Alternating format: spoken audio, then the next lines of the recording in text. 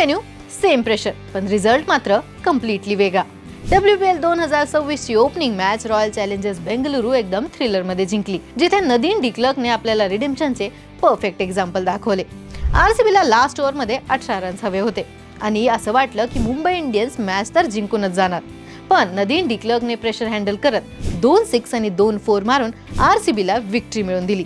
हा मोमेंट तिच्यासाठी स्पेशल होता, कारण फक्त 2 महिन्यापूर्वी याच DY पाटील स्टेडियमवर विमेन्स ODI वर्ल्ड कप मध्ये ती आपल्या टीमसाठी फिनिश करू शकली नव्हती आणि आज तिने RCB कलर्स मध्ये हीच स्क्रिप्ट रिराईट केली.